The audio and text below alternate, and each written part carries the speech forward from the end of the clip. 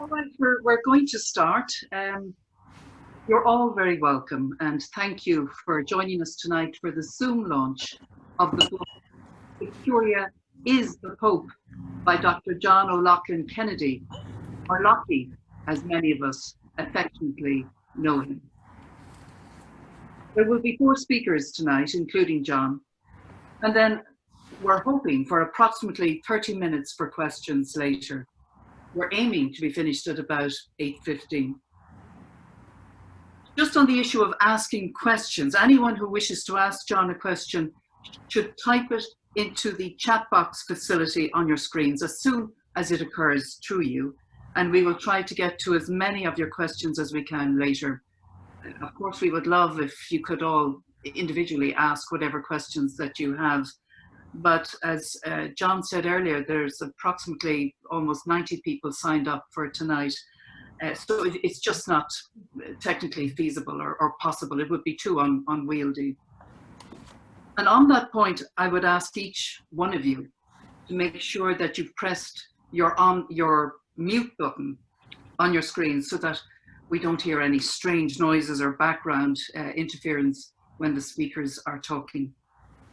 And one final thing, you should all know that tonight's Zoom launch is being recorded. So if anyone isn't happy about that, please bail out now, because your continued participation will be taken as consent to the recording. It is now my great pleasure to invite the poet Micheal to launch the book, Curia is the Pope. Micheal, over to you. Thank you, Ursula. Good evening, everybody, though it's actually afternoon where I am here in New York, a very sunny and cold afternoon, but I assume that quite a number of you are in Europe, so for you it's good evening.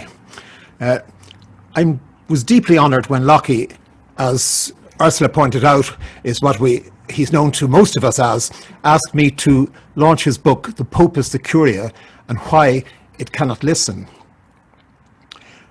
When he sent me the manuscript to read, the heading of his email was Opus Maximum. And this book is indeed Loughy's maximum opus. But first of all, you may wonder how Loughy's path and mine crossed. It was some 32 years ago. I had left academic life to devote my full energy to my work as a poet.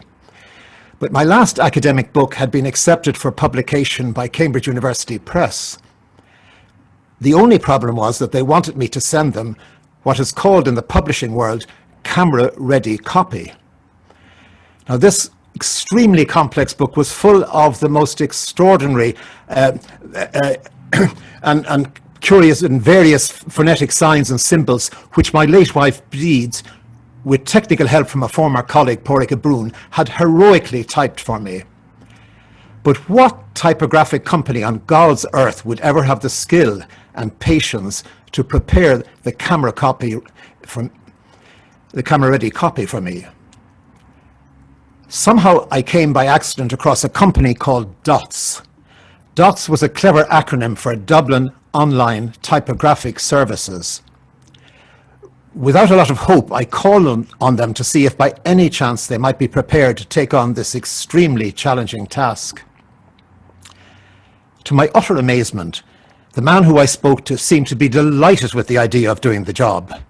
The challenge only seemed to stimulate him even more. I soon discovered that this was John O'Loughlin Kennedy, nephew of Colm O'Loughlin. I had known his uncles at the Sign of the Three Candles publishing office in Fleet Street, so I knew I was in good hands. Loughy and his son Paul did a magnificent job.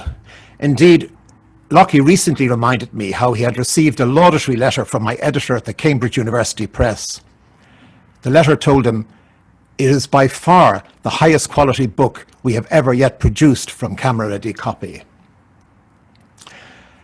Loughy and his wife Kay were to become friends.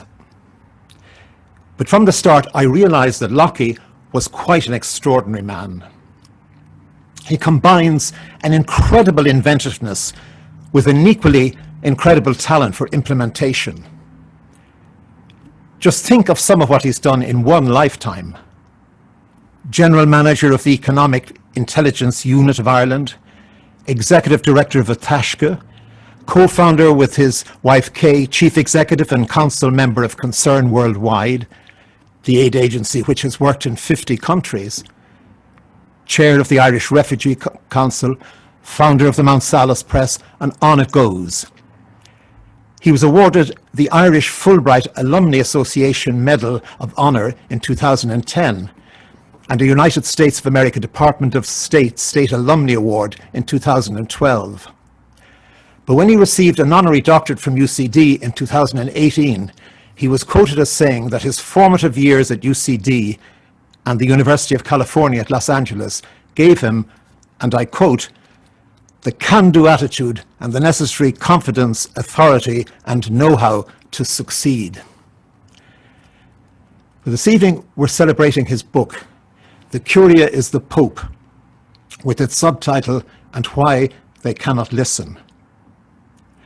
The title, The Curia is the Pope, believe it or not, is a direct quotation from Pope John Paul II. Now, I want to make it clear, I come to this book as neither a historian nor as a theologian. However, Loughy starts his preface with a quotation from the poet Patrick Kavanagh. You couldn't work for a so-called Catholic newspaper without being an atheist. So I'm going to invoke two quotations, one also from Patrick Kavanagh and one from Sean McRaymond, whom many of you will, I'm sure, remember. Patrick Kavanagh proclaimed openly in his self-portrait in 1962, the poet is a theologian. And Sean McRaymond once described himself as the Pope's loyal opposition. So, with that license of a poet, I will try to convey something of the essence of a book, which very clearly is written in the spirit of loyal opposition. Now, you'll all want to get the copy of this book immediately and read it for yourselves. But just to serve as a kind of trailer, I'll outline briefly three major themes. Firstly, the Curia itself. Secondly, the historic roots of the current inadequacies originating in Vatican I. And thirdly, Loughy's considered and fervent recommendations for the renewal of the Catholic Church. So the first theme I draw attention to is the Curia, which earns some of Loughy's most trenchant criticism. The Curia is the administrative bureaucracy which has become in effect the Church's government. The Curia he sees as a self-perpetuating oligarchy that combines the three powers, legislative, judicial and executive, and controls the bishops and the elderly, overburdened Pope of the day. Now, there are some very notable exceptions, such as John the 23rd and Pope Francis. In fact, you can say that despite these exceptions, the Curia are the portal keepers. Indeed, I recall personally reading that John the 23rd was even expected to remain so isolated that he was to eat alone until he insisted on sharing his meals with a friend. Francis, I've heard, likes to eat his lunch along with others in a canteen. Loughy describes the Curia as an old-fashioned male management team that lacks both expertise and experience. It follows the pattern of most bureaucracies in preserving and extending its own powers and is out of touch with 1.33 billion Catholics across the world. But most importantly of all, he points out that it cannot exemplify the gospel of unselfish love being promoted by Pope Francis. The second theme that I'll touch on is Vatican I. Loughy sees the First Vatican Council in 1869 as reinforcing the papal claim to inerrancy by replacing it with papal infallibility. The long-standing Roman demand for universal jurisdiction was turned into a dogma of faith. For Catholics from then on, assent to both would be necessary for salvation, and all of this distracted from applying Christianity to modern society and ideas. Loughy quotes with approval the theologian Gabriel Daly, who has specialised in this period of church history. And I quote, "The modernists were a small group of Catholic scholars trying to face the challenges thrown up by the Enlightenment, an intellectual movement beginning in the late 17th century and providing the world with philosophies that were hostile to religion." Pope Pius X condemned the modernists, and again, as Gabriel Daly put it, they were a group of honest and learned scholars who were treated outrageously by a pope who was theologically deficient and convinced that he was protecting people from heretics who were a threat to the church. Sadly, the echoes of this era still prevail and lead to what Loughy likes to call creeping infallibility. The exercise of control exhibits a lack of trust in the workings of the Spirit. For me personally, there is an irony in the fact that science, with its attempted mastery that was so threatening, would change fundamentally with the exploration of the subatomic world that eludes our control and where quarks can shift and dance. I sometimes think Isaiah had an inkling of this when he said, "The mountains and the hills will break into singing before you, and all the trees of the field will clap their hands." Now, thirdly, I want to introduce Loughy's proposals for bettering the Catholic Church. After an analysis of the Curia and of the reining in of the so-called modernists, this would not be a book by Loughy unless it looked towards the future and recommended the necessary steps required to renew the Catholic Church. I recall how my first year at boarding school, to my great surprise, our English teacher chose to have us read a book by John Buchan called The 39 Steps. Well, another possible title for Loughy's book might have been The Curia and the 29 Steps. Turning to the future, Loughy offers 29 steps to revitalise the Catholic Church.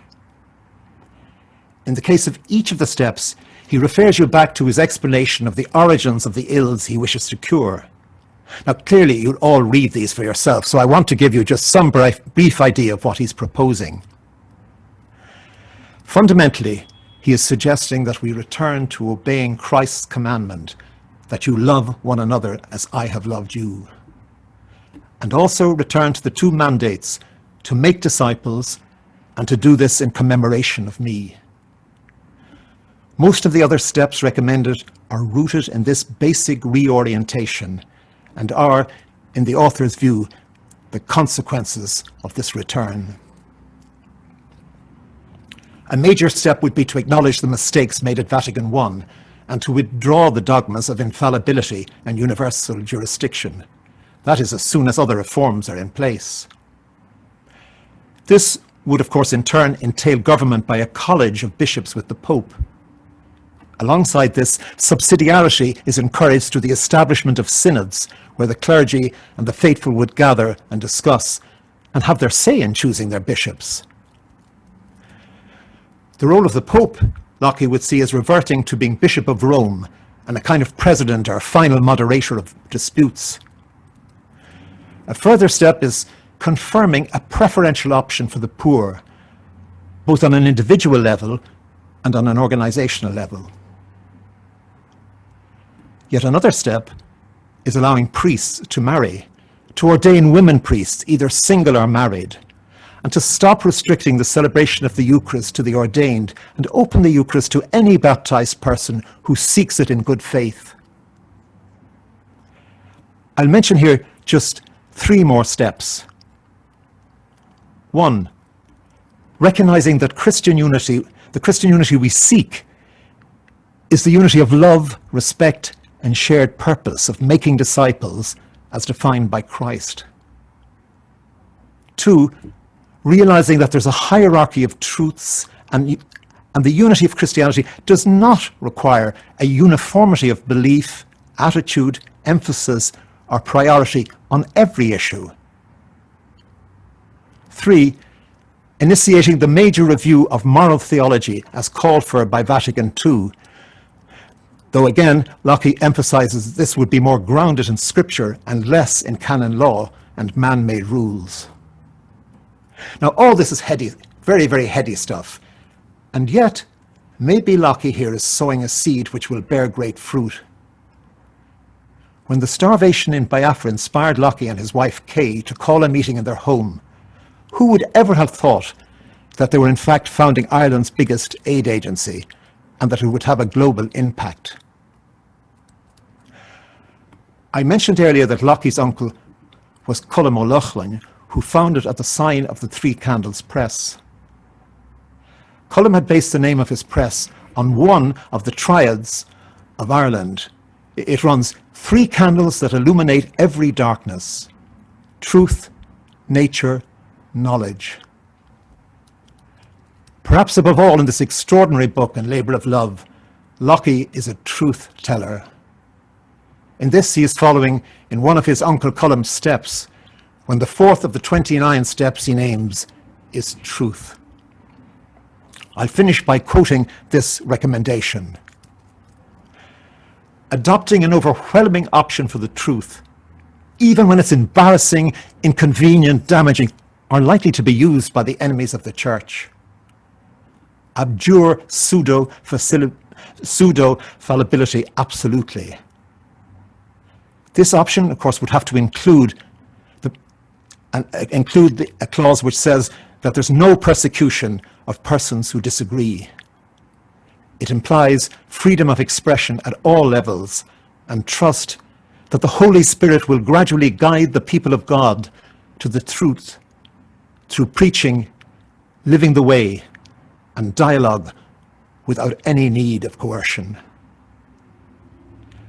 Again, thank you, Loughy, for asking me to launch this book, and I urge you all to buy a copy of the book immediately. Thank you. Micheal, thank you so much for that most interesting and fascinating introduction.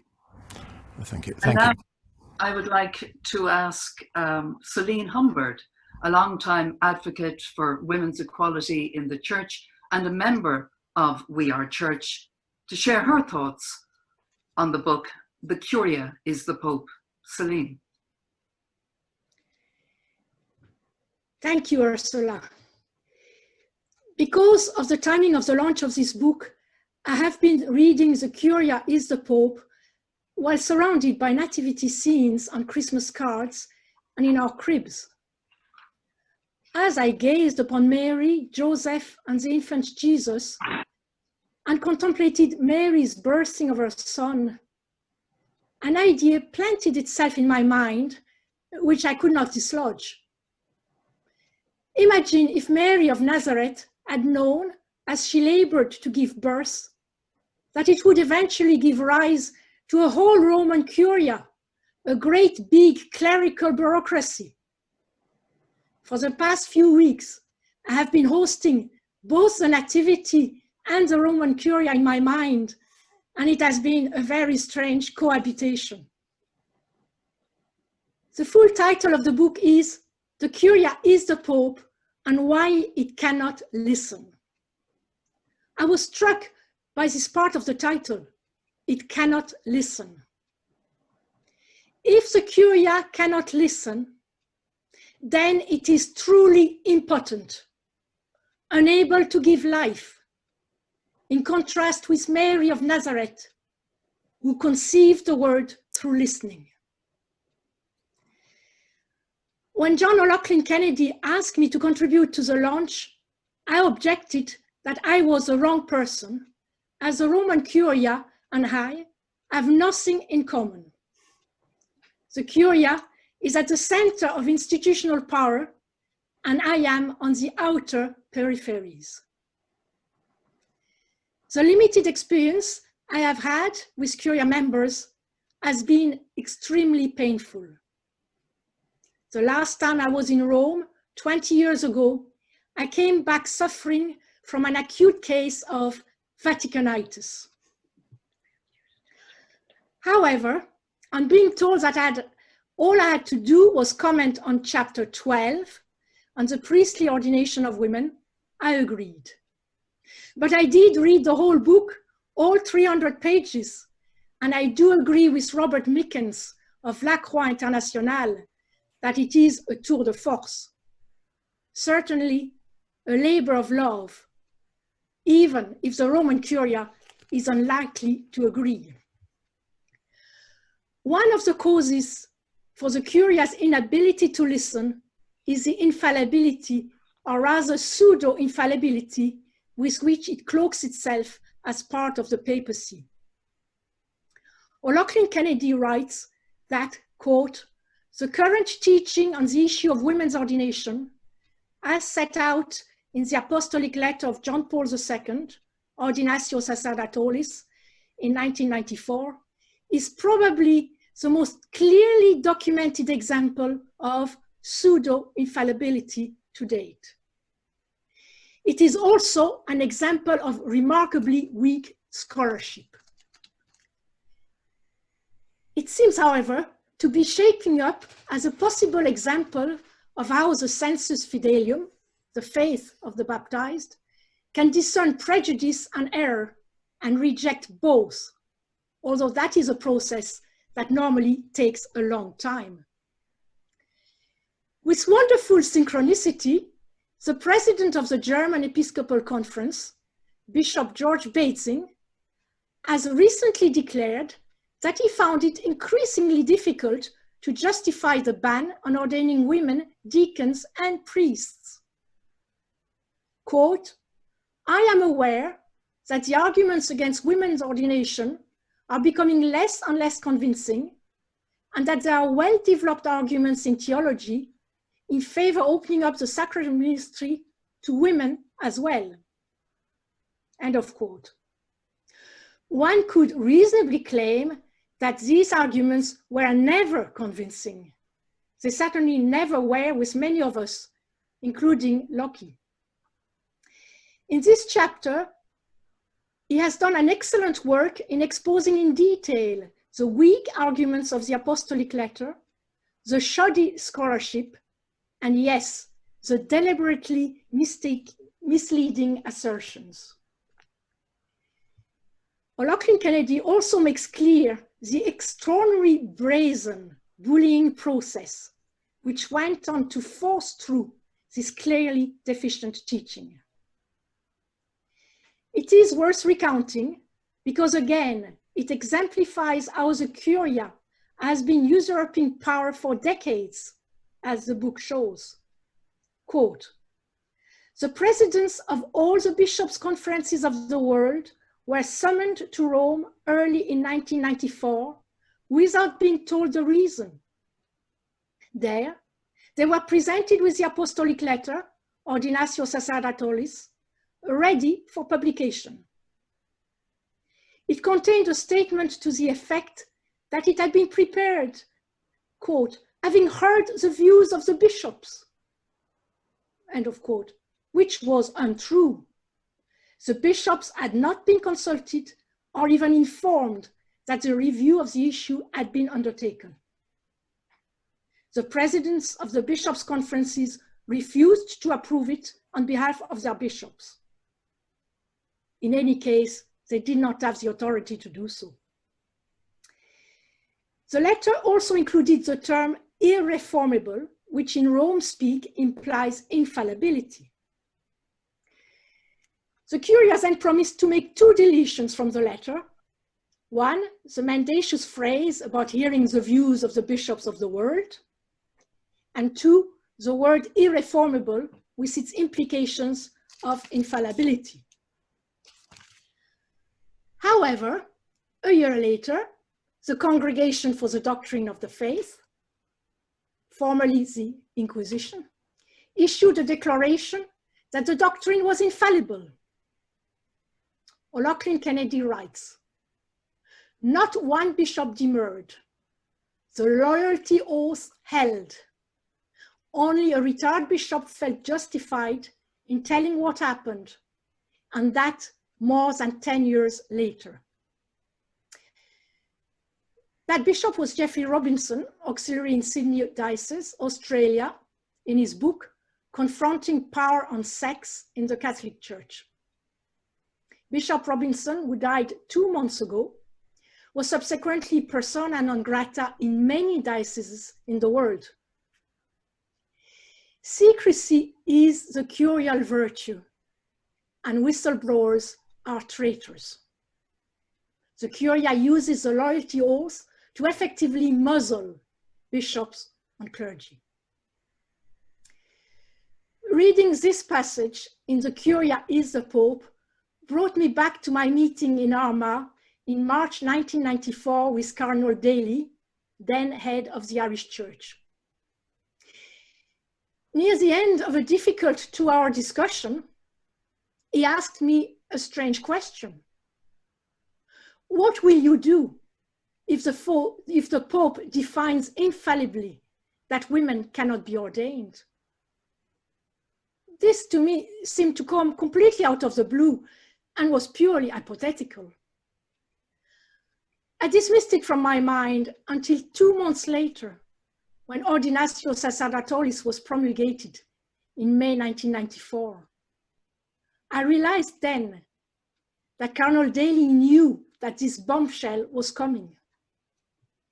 As O'Loughlin Kennedy writes, a classic case of pseudo-infallibility, which has had to be enforced ever since through coercion, threats, and silencing.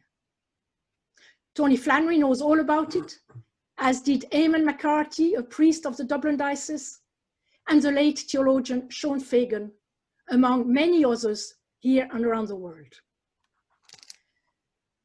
The Roman Curia couldn't listen to the bishops. How could it have listened to the baptized church members, and especially to the women who were directly concerned by this teaching? Throughout the book, we are given examples of this systemic failure to listen to the sensus fidelium, and therefore to the Holy Spirit, with all the damaging consequences for the credibility and mission of the Church in faithfulness to Christ, and many rotten fruit. As I finished the book, I reflected that title could equally have been "The Curia is the Pope, and why it cannot tell the truth." Examples abound of misleading statements, half-truths, and plain lies. I was shocked when in Rome in 2001, I heard Cardinal Scotti, Secretary General of the Synod of Bishops, make a statement about a petition at a press conference, which I knew was a lie. I remember thinking, if they lie about this, what about all the other matters? And indeed, as this book and the experience of covering up the clerical sexual crimes against children have shown, truthfulness is not a curial virtue. Today is the feast of the Epiphany. What did the Magi find? Divine love whose power was manifest in tender vulnerability. Is it too far-fetched to say that the Roman Curia has had more in common with the court of King Herod in its corruption and worship of power, its fear of being dethroned, than with Mary of Nazareth and her son, her flesh and blood, Emmanuel, God with us, our flesh and blood?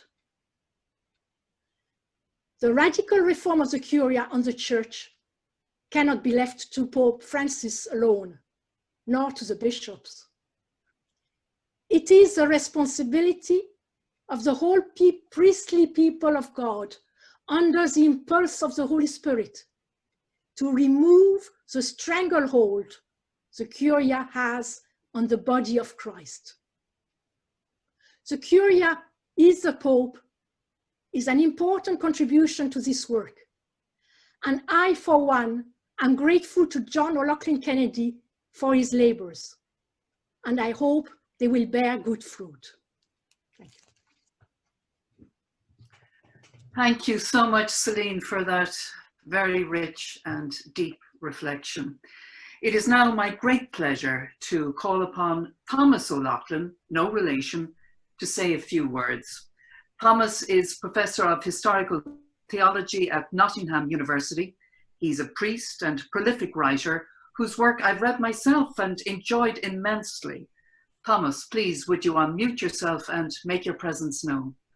Hello, Ursula, thank you first of all for calling on me to speak. It's a great pleasure to speak at the launch of Loughy's book.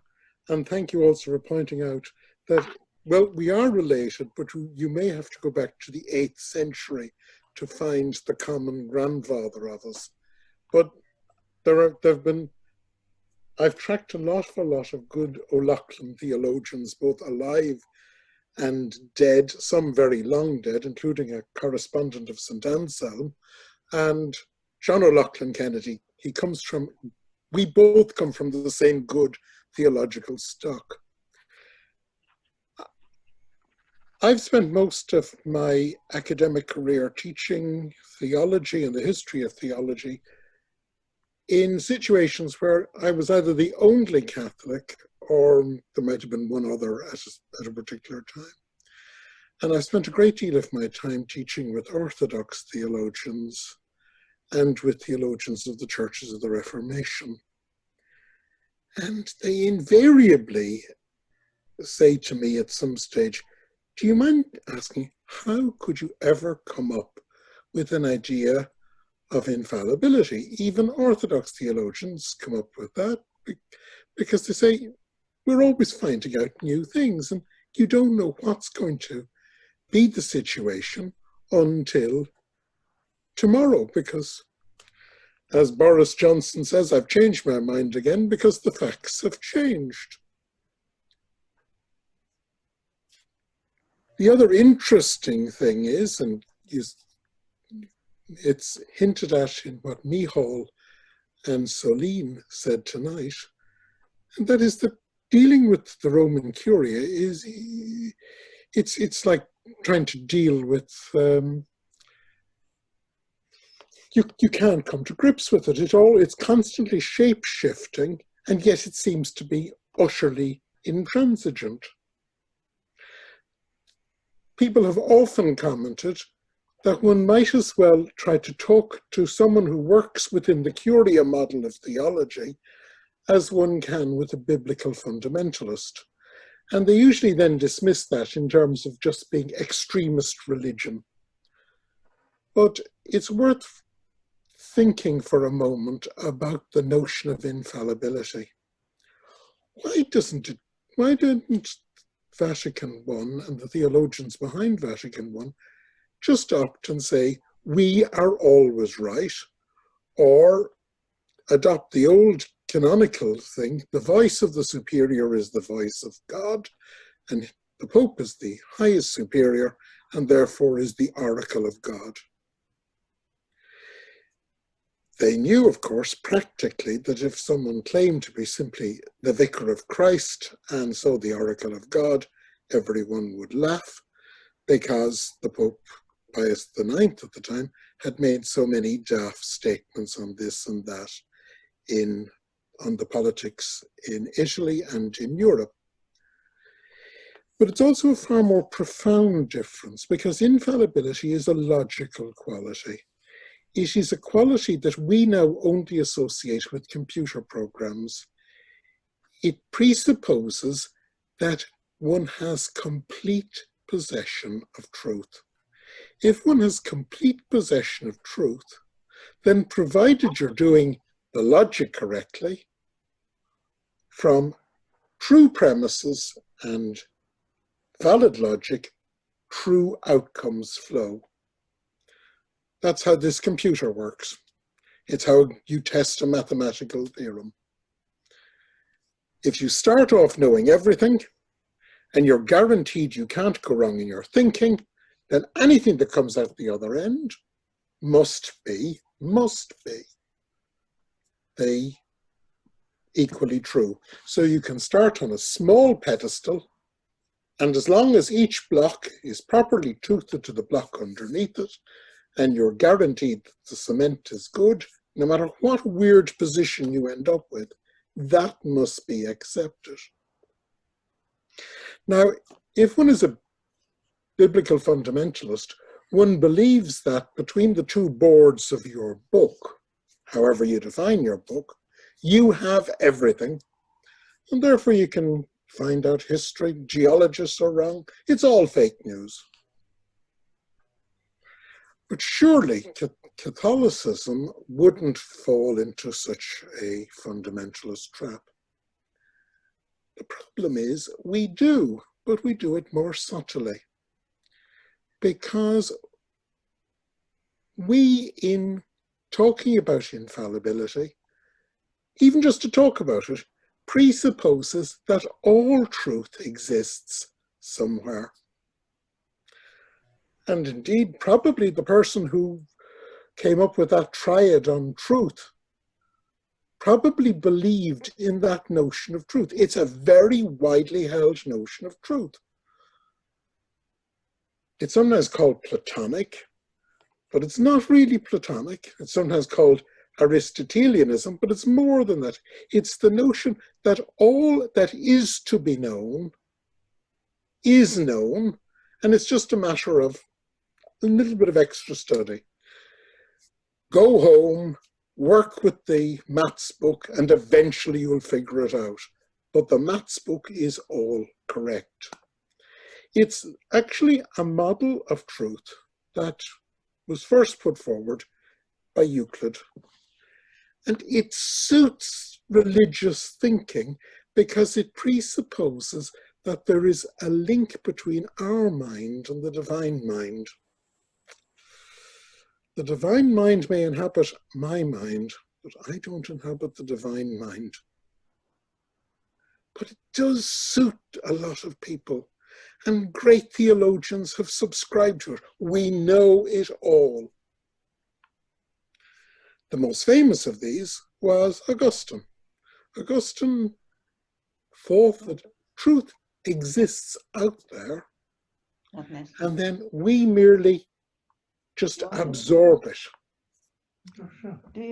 But we're living in a world that comes after Francis Bacon. And Bacon says, there is no such thing as this universal truth. Bacon's Novum Organum is a complete assault on this notion. He famously says, you can't understand how the heavens work just because you've read a chapter in the book of Job. We live in our ordinary world is a world where truth is hard found. It's research driven and it's constantly changing. Indeed, in the history of truth, there is a paradigm shift of truth between the world before Bacon and the world in which we live. And I've often been struck by people who will declare that there was one very sad case, a very good friend, a Roman theologian, a great believer in infallibility. He was as attached to the theology of infallibility as he was surgically attached to his soutane and Roman collar. And Tagamet had just been discovered. And he suffered from an ulcer. And I said, have you heard about this new drug, Tagamet? He said, brilliant, great thing. And it suddenly dawned on me, when it came to his stomach, he lived in a world of empirical truth. There was the old recipe, then there was the better recipe, now there was Tagamet, and I'm sure 30 years later, Tagamet has been superseded by something else. But in his own life, he was rejoicing in the empiricism of truth. And we all know in our own experience that our understanding of love, relationships, indeed ourselves, is a hard-won, gradual evolution. It's not like learning Euclid and then doing deductions. But that is the paradigm that invests in fallibility. And that's why in 1870 they didn't say the Pope knows it all. They didn't go down the fundamentalist route and say it's all in a book, or it's all in Denzinger, or it's all in something. They said, no, we, human beings, and there's where this comes into Loughy's book, the Curia, we have access to all truth. And since we have access to all truth, if we are infallible, no matter what we say, we have a guarantee on our logic. This is not just a matter, and here's where I would want to slightly add to what Loughy says in the book. This is not a matter of just moving, let's have this done, let's have that done, let's have the other done. But we actually have to name the depth of the problem and realize that in the rest of our lives, we just don't work like that. Just turn on the news, we pray for a vaccine, we pray for a better vaccine, we know that we're going to get a better vaccine. We know that we will tackle it not by invoking fundamental first principles the way Galenic medicine did. The Galenic medics thought they knew everything about the human being and therefore could make deductions. So they continued bleeding people until the 19th century. We know that next year there will be a better drug, and 2 years on there'll be one better again.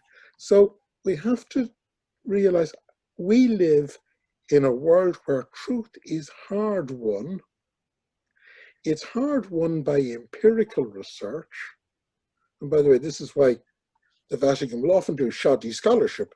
If you know the answer, as long as you get to the answer in maths, you can often forget if you got the process wrong. We know also that truth has to be defended, because there are a lot of people out there for whom truth is not a candle, but something that would expose their own crookedness. So it's not just a case of undoing infallibility, it's moving out of the entire paradigm that could generate the notion of infallibility. Sorry for boring you with the history of ideas, but there you are. That's how I earn my keep. Thanks, Ursula. Oh, thank you, Thomas. It wasn't boring at all. Thank you for such a wonderfully deep reflection on Loughy's book. And now it's time, and my great honour, to call upon the man himself, the author of The Curia is the Pope, Dr. John O'Loughlin Kennedy, to tell us why he wrote this book. John, why did you write this book? Well, before I answer your question, I would like to say thank you to each and every one of you displayed on the screen, and a few more that don't fit on the screen. I'm very honoured by your presence and delighted to see you all, and your presence is encouraging and it's moving for me, and thank you. But come back to the question. I grew up as a member of the pre-Vatican II Roman Catholic Church. It's hard for young people to understand or believe what that meant. The clergy demanded and received deference at every level of Irish society. Everything in the Penny Catechism was true. If you questioned anything, you might be drifting into heresy, and you'd be headed for eternal damnation. When the council was announced with its aim at church unity, many Catholics wondered what there might be to discuss. They knew that the Roman Catholic Church had all the answers and was right in all of them. Church unity would be simply a matter of getting the Protestants to renounce their wayward thinking and behaviour and submit fully to Rome.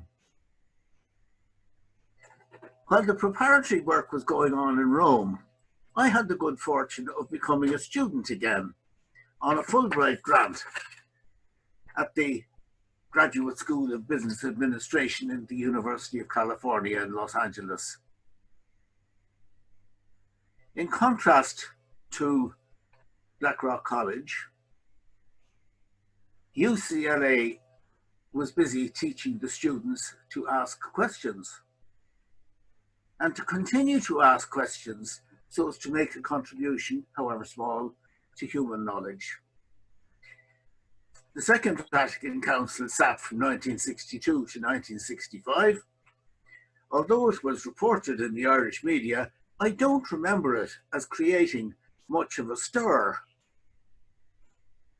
The American publications, particularly Time magazine, seemed much more aware of its potential importance.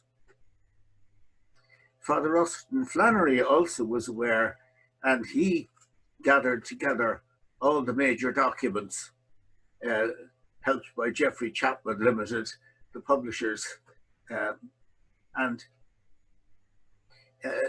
he gathered together the documents and also got commentaries from those who had helped to formulate them and from members of other denominations, responses from members of other denominations. This made the changes of the Vatican Council available to Catholics generally, and many Catholic groups studied them very carefully. The radical change in the official attitude to other denominations of Christianity found a very ready response in the Sensus Fidelium. The people instinctively knew it was right on both sides of the divide. This opened up the way for international ecumenical cooperation. Caritas Internationalis in Rome and the various Caritas groups in different nations, together with various national Lutheran and Protestant agencies, they all got together and ran the famous airlift of supplies to the famine-stricken people of Biafra. 3,850 flights under cover of darkness to a makeshift jungle airstrip carrying almost 40,000 tons of life-saving supplies. This operation was entitled Joint Church Aid. To me, it was the greatest example of love in action that I've ever come across. The initials JCA for Joint Church Aid led to the nickname Jesus Christ Airlines, which was an entirely appropriate one. Ireland had no effective Caritas group at the time, but was represented on Joint Church Aid by Concern, which started life as Africa Concern, although we were not a church agency. We were already interdenominational in the membership and ideals, and Africa Concern struck a chord with the people of Ireland. Maybe they could remember something of the famine that we had suffered ourselves, but it enabled us to make a huge contribution to Joint Church Aid. In the space of 2.5 years from a standing start, Africa Concern raised £3.5 million, which in today's terms would be like 65 or 70 million euro. And that from a standing start was because the people of Ireland responded. While working closely with Caritas Internationalis in Rome, we were at times frustrated by the tortuous way that the Curia worked.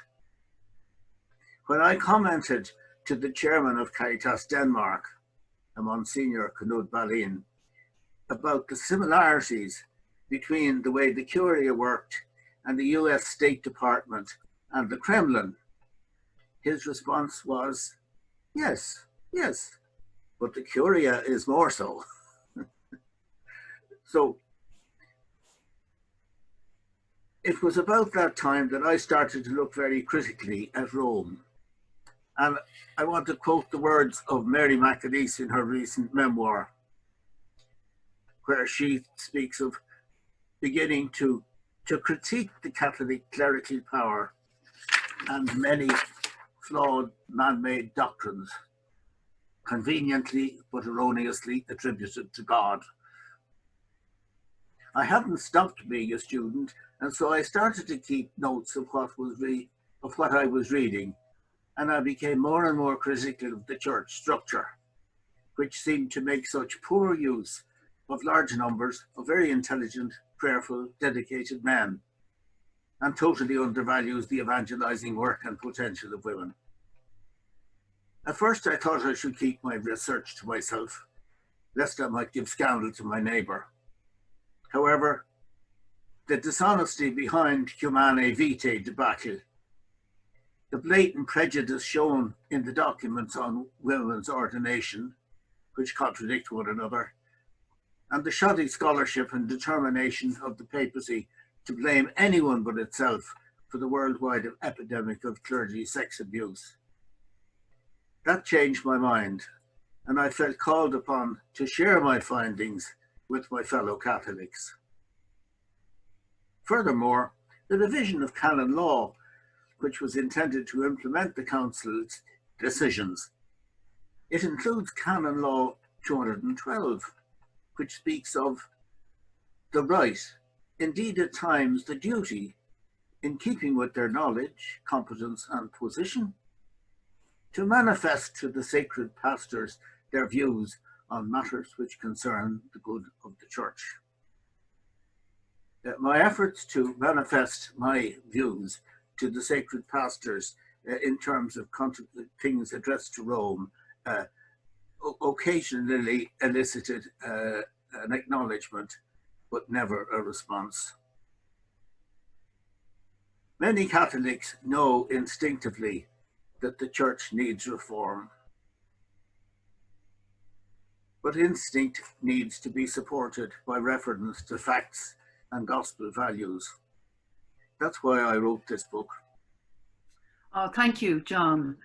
And before we turn to questions, and I do hope that people are typing in their questions into the chat box function just at the end of your screen.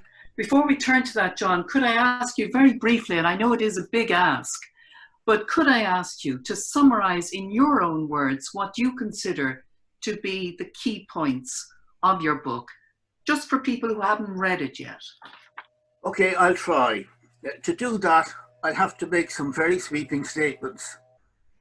If people want the nuance or want the supporting argument, they better go and get the book. Historically, clerical ambition underlies most of the ills of the Church. If we start at the beginning, right up to the Last Supper, the apostles were arguing among themselves as to who and which of them would be the greatest. At the Last Supper, Jesus said, "Do this in commemoration of me." He said it to his disciples, not just his apostles. He said it to his disciples and through them to all who would become his disciples. And the members of the young Christian church obeyed him by having a memorial meal on a Sunday in one another's houses. The tradition of an ordained individual clergy celebrating only developed several hundred years later. Okay, that was helped when Christianity became the state religion, because it acquired a whole lot of priests who suddenly had to become Christian because that's what the emperor said they were to do. But the church, the Bishop of Rome then acquired the religious bureaucracy of the empire, suddenly Christianized. And they, for 100 years, the that Christianized bureaucracy was in complete charge of the church throughout the empire, which was most of the known world. Okay, it lost the Western Empire when the Western Empire collapsed 100 years later. It gradually lost the East because it was away from the levers of power. And it finally lost the East in 1054 with the schism. The schism was triggered by, and you could see the signs of the schism from the Council of Sardica in 378 or something like that. The schism finally occurred because Rome was trying to insist on its authority. It was wanting to change the creed. They learned nothing. 500 years later, when there was very, very good grounds for looking for reform, the church reacted to Luther, but there were others too. There was plenty of evidence that reform was needed in the 15th century, but the church rejected Luther and turned a reasonable demand for reform into the Protestant Reformation. Again, it was just read Exsurge Domine, which was what Leo X wrote about Luther, and you know the anger and the offended majesty that is reflected in it.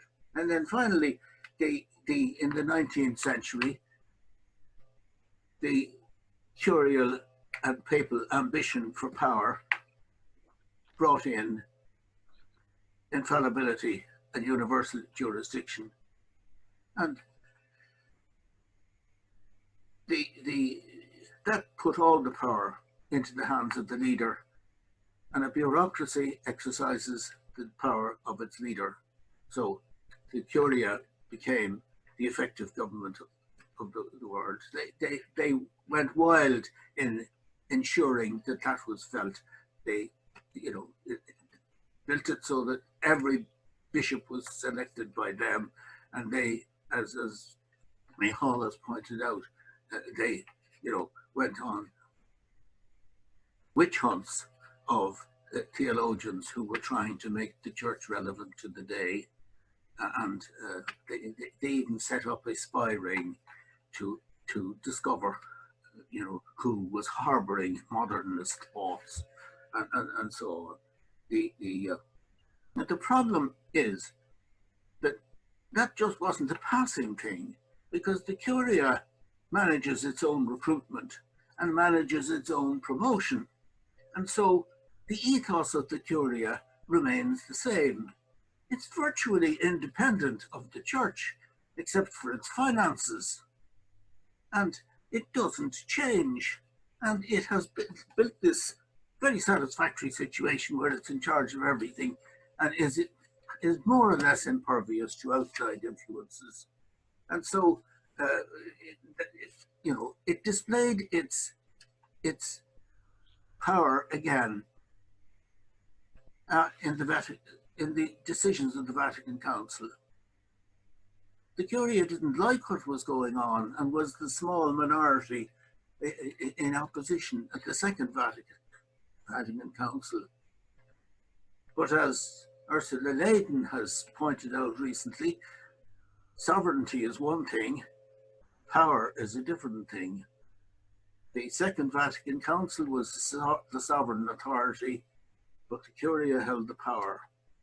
And once Paul VI was dead, it put the brakes on ecumenism. It blocked or persecuted the rethink of moral theology. The council had actually criticized the state of moral theology in the church and asked for it to be rethought out, more based on scripture than on canon law.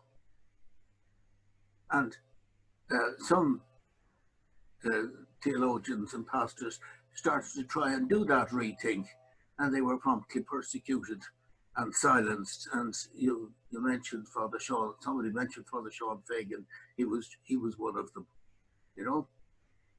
the various synods on the family have been bedeviled by the fact that they're working on a moral theology that was already agreed by the bishops to be unsatisfactory. It's no wonder they've had to have 3 synods on the family, and they're still not getting it right. Okay? The Vatican II came up with quite a number of changes. I won't try to go into them here, but the main thing was that the Curia decided that some of them were being misinterpreted, and they put the brakes on ecumenism, and they stopped the study of moral theology. Okay, they knew about the clergy sex abuse since the 1920s or earlier, and they did nothing about it, but they used their power to protect the people in the Curia who should have done something about it. They have worshipped celibacy to the point where it is now causing Eucharistic famine. Jesus said, "Do this in commemoration of me."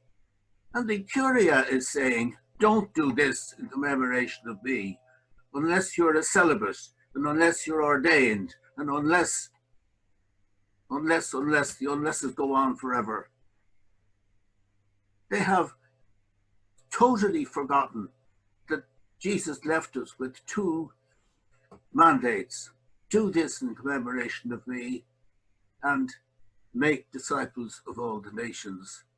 Disciples, according to Jesus's definition, are people who love. And that brings me to the final commandment, the one about loving God and loving your neighbor, on which Jesus said all the other commandments depend. So if something doesn't depend on loving God and loving your neighbor, or doesn't relate to it, then it can't be part of Catholic moral theology or dogmatic theology. But the Curia as a bureaucracy works as a bureaucracy, and bureaucracies don't work on emotion. They work on filling, checking, ticking boxes. Okay? And so they don't understand love, and they don't preach love, and they don't prioritize love or Christ's 2 commandments. And along the way, as previous speakers have mentioned, they don't tell the truth either. And so, the Curia is probably just as corrupt as Lord Acton predicted it would become. Okay? The Pope, it would take more than one reforming Pope to reform it. He's too overburdened to supervise it. Economists have a concept of what they call regulatory capture, where the regulator of an entity becomes captive to the entity instead of regulating it. And the Pope is a regulatory captive of the Curia. And there's one part that gives us a slight hope, a light at the end of the tunnel. Under present legislation, the Pope, who would have no hope of reforming that bureaucracy, can break it up. That was done by Charlie Loughy in the case of Unforas Ferberha in Dublin. But the Pope could break up the bureaucracy, and what remains of it, what has to remain of it, would be subject to a council of bishops. And that idea was established at Vatican II, but that's been carefully ignored too. And so my proposal is that the Pope should break up the Curia and let the bishops run the church, as was suggested by St. Ignatius of Antioch in the year 2001 or something, 201. John, thank you. Thank you so much for attempting to summarize everything in your book. I guess people are just going to have to read the book.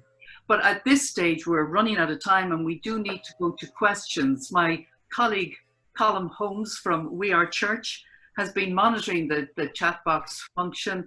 Colm, could you give us a flavour of some of the questions that are coming in? And yeah, there's a couple of good questions here. I think one of them has already been answered by Loughy just in his last few comments there about what the Pope can do. It's a simple question from David Jackson. Will Francis succeed in reform of the Curia? My answer to that has to be no. It's too big a job for one person, and the Curia are extremely devious. John the 23rd described them as using unspeakable maneuvers. And there's no way you'll outmaneuver the Curia. You have to break it up and install another counterforce at the same time as you break it up to stop it from re-establishing itself. There's another question here, which is a very good one from Catherine Salmon over in the UK. She asks, how might concerned lay people challenge the power of the Curia?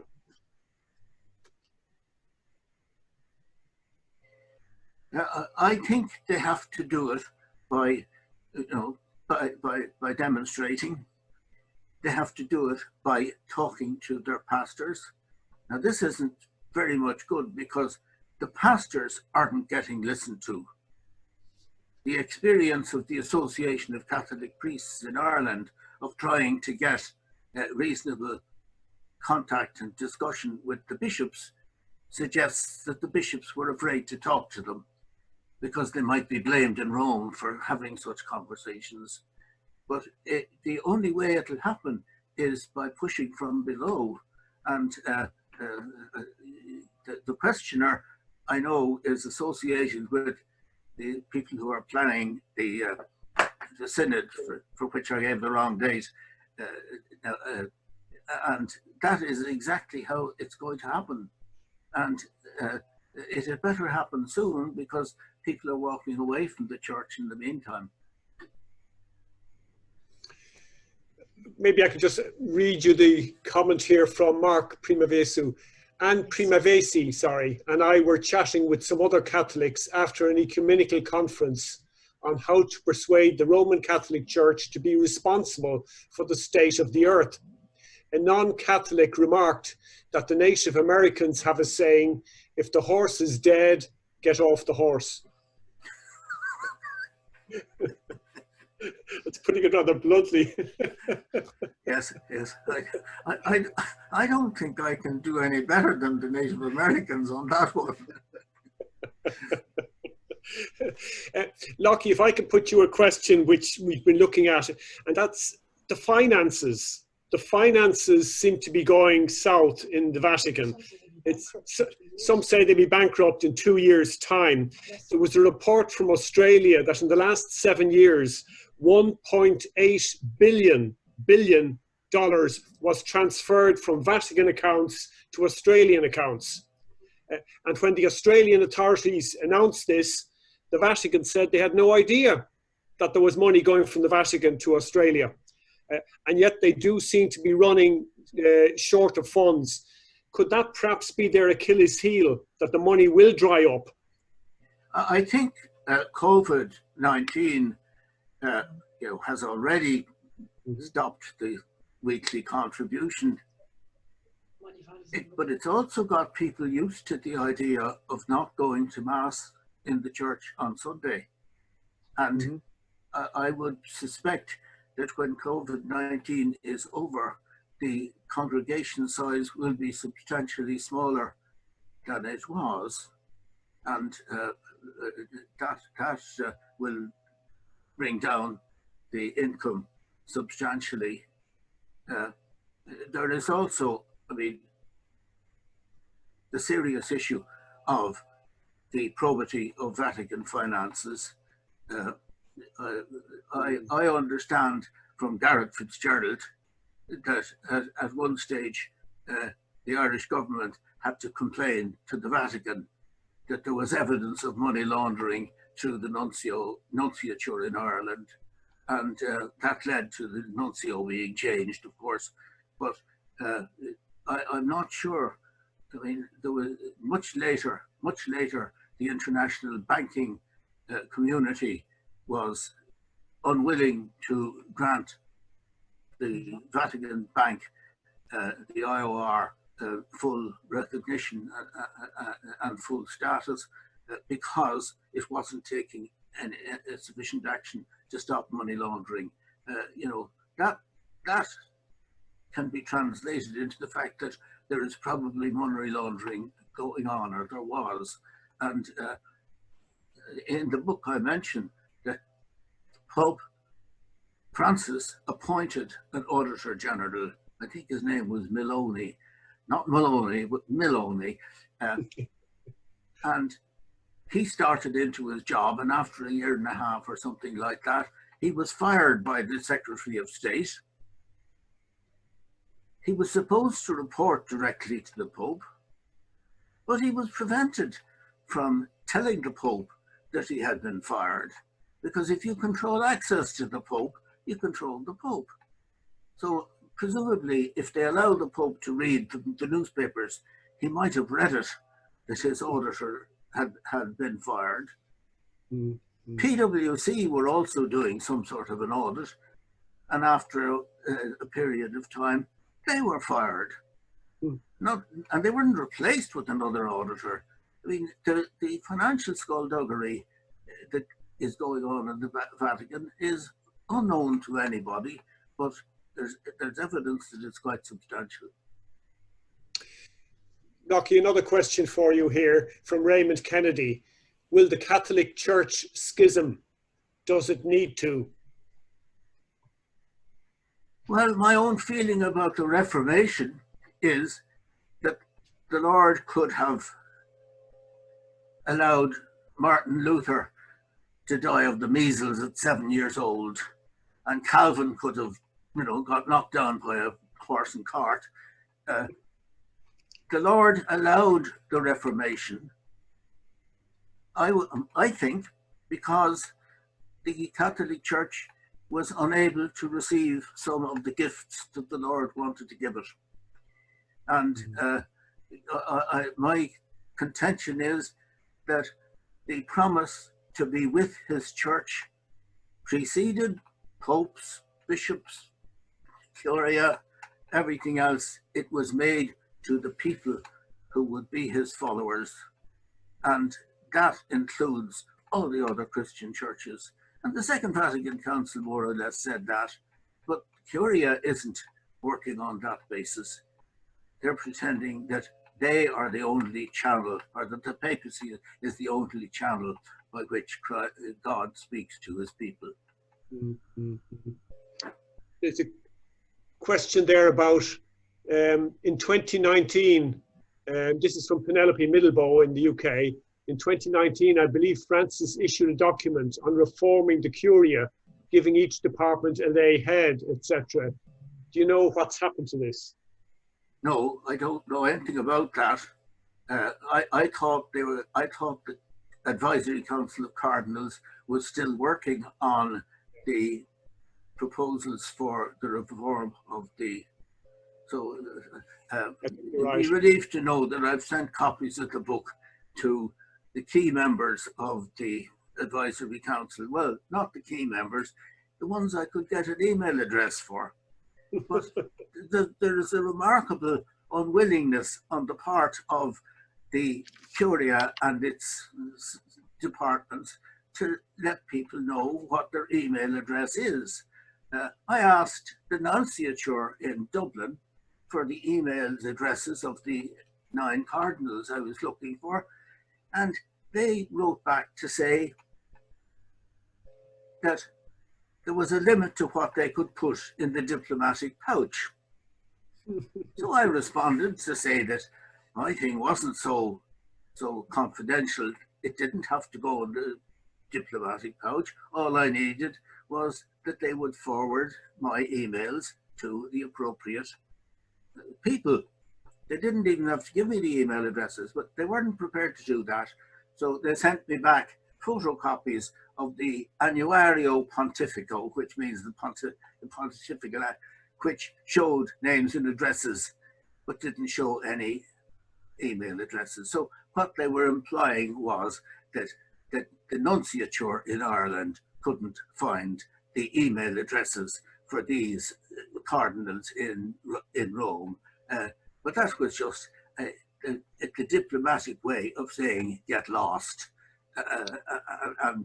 So, you know, I found out some of the email addresses by other routes, but why a nunciature, which is supposed to be a sort of embassy, would try to block communication. I thought they were there to communicate. But then I am reminded of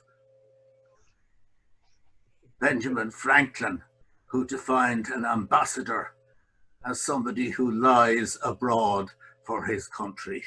Oh, as a son of an ambassador, I might have something to say about that.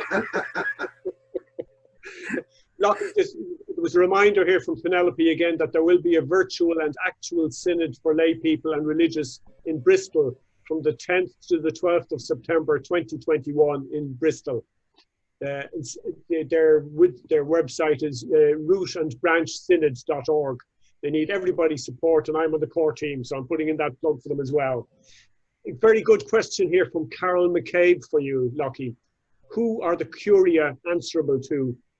Well, in theory, the Curia are answerable to the Pope, but popes last an average of 9 years in the job, and they're generally very elderly when they're elected.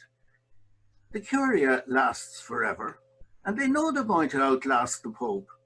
So, in fact, while in theory the Curia is answerable to the Pope, because they control him, because they outlast him, they don't really have to answer to him. And that raises another very serious issue, that the bishops find themselves now in a position where if they support Francis, they'll be in trouble with the Curia. And Francis might last X number of years, but the Curia will still be there. And the Curia have ways of making life impossible for a bishop. One of the ways they used after Vatican I to make bishops promulgate the decisions was that all the pettifogging permissions that have to be got from the Holy See get held up.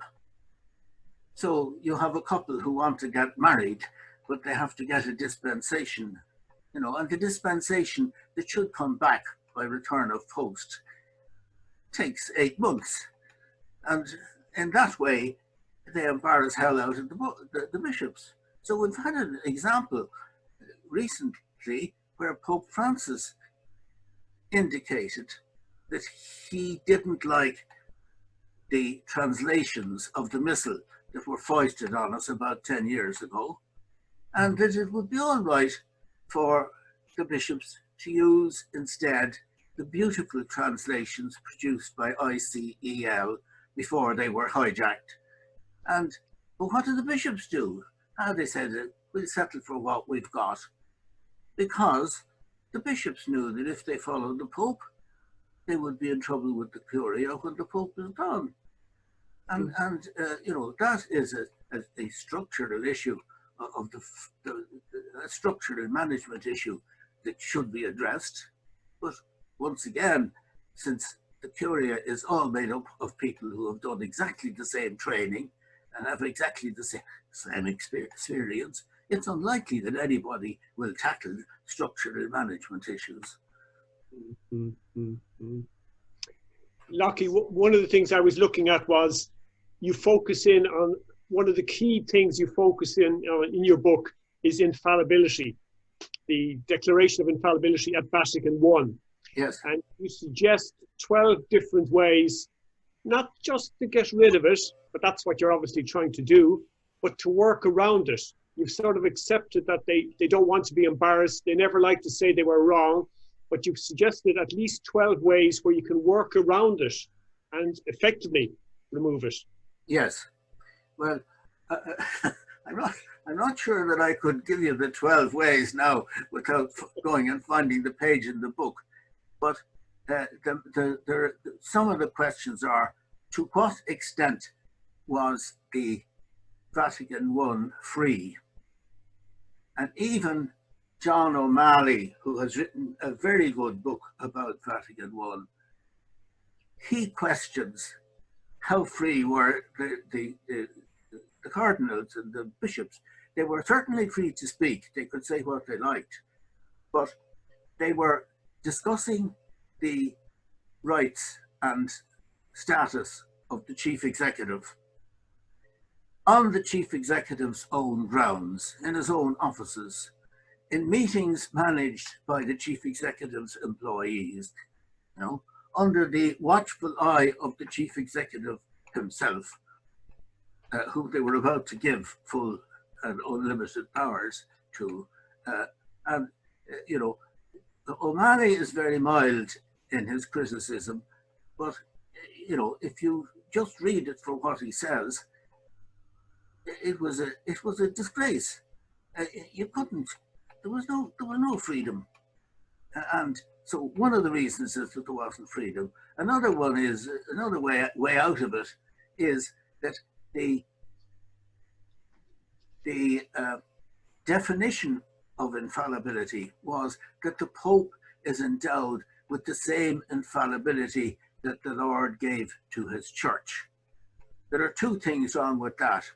The first one is that nobody has ever defined the infallibility that the Lord gave to his church. So if the Pope has the same infallibility, then by defining the infallibility of the church, you could, in effect, redefine the infallibility of the Pope without admitting to an error. And the second weakness there is that insofar as the infallibility of the church has been defined, and you can go back to St. Augustine for this one, it's the doctrines on which everybody is agreed, from the Pope down and from me up, and you know, from the lowest to the highest. So if the Pope has the same infallibility as the church, then that limitation of everybody agreeing has to apply also. So, you know, that's two or three of them. You know, I've developed 12. It'll be a bore to go into more of them. Thanks, Loughy. I was really trying to advertise your book. That was what I was trying to do. You missed the cue. Can people see it there? I don't know if they can. It doesn't seem to be appearing. Oh, it comes to go. There it is. There it is. So if I can hand it back to Ursula. Thank you. Thank you so much, John, for that. And Colm, thank you for looking after the questions. Unfortunately, we've run out of time. We're at the end. I hope you have enjoyed the discussion, and it falls to me now just to thank our wonderful speakers, to thank Micheal O'Shiel, Soline Humbert, and Thomas O'Loughlin for their great contributions. And before saying goodbye, I'm sure many of you would like to say thanks to John for writing this very important book. And might I suggest that if you unmute yourselves, it's safe to unmute yourself now and express your thanks to John by giving him a round of applause.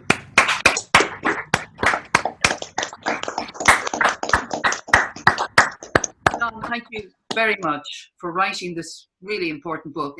And could I remind everyone that if you want to buy the book, the copies are available. If you go to the website, and the website is www.mountsaluspress.com. And participants at tonight's Zoom, by the way, can get a copy at a reduced price. Isn't that right, John? Well, it buys in the next 7 days. Is that it? No, we couldn't. Yes. we couldn't manage the reduced price over the PayPal system, but we'll give them a signed copy. Anyone who orders it within the next week. Okay. All right. That'll do. Thank you all for coming along tonight. Thank you to our speakers.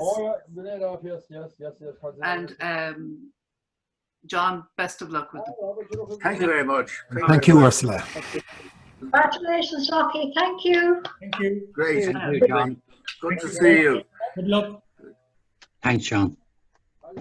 Thank you, Loughy. Thank you. Congratulations. They had to do something like that. They had to close everything down because